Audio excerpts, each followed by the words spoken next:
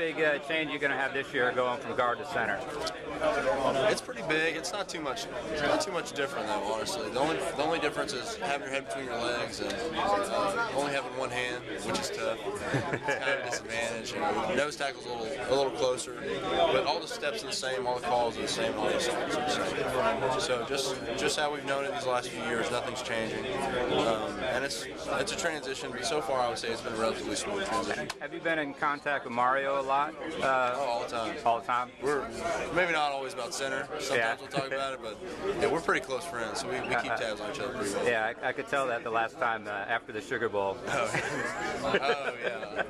I know what you're talking about. You know, what's the hardest part? Is it the shotgun snap, or just regular snap, or do you have any issues with either one of them? I think the hardest part is putting it all together. Putting it all the together. Snap, the step, with the punch, with the cerebral part of the game, calling our defense.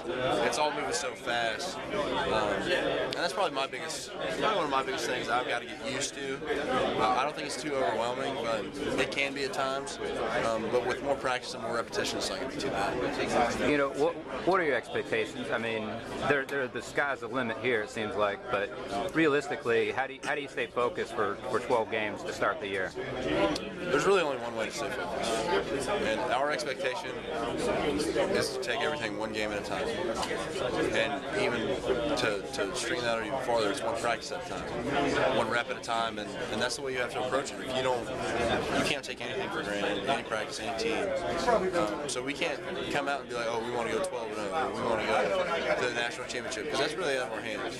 We can only approach it one game at a time, and if we do that, then hopefully we'll be successful at the end of the day. Any young guys on the O-line that we should pay attention to? It's kind of early now. We haven't put pads on yet, so I don't know. The guys who have been here, they're all making good strides, and they'll all be good players. But as far as the freshmen go, we haven't really seen too much. We haven't put pads on. You got good continuity amongst the guys? I would say so, but that's another thing that you have to reestablish every single year. The continuity it's always different. Last year we had a new starter in there, Jamont, which I think he filled in pretty nice. I feel like we had a pretty good continuity going into the season. But we're going to have to get it going again, and it's a new team every year, and it's a new, maybe not a problem, but it's a new, I don't even know how to word it, but it's something new every year. What's your expectations for the running game? You think you can be an effective run team this year? We want to. We have the backs, the horses in the backfield to do it, so we expect to run the ball well, and we expect that to be the biggest part of our offense, honestly, because everything works in correlation with each other, the running game and the passing game. So if we can't establish the run, then the pass is going to be really tough, because they'll just drop 8 people or blitz the crap out of us. So we just have to establish the run game and make a lot of other stuff. It'll make life a lot easier.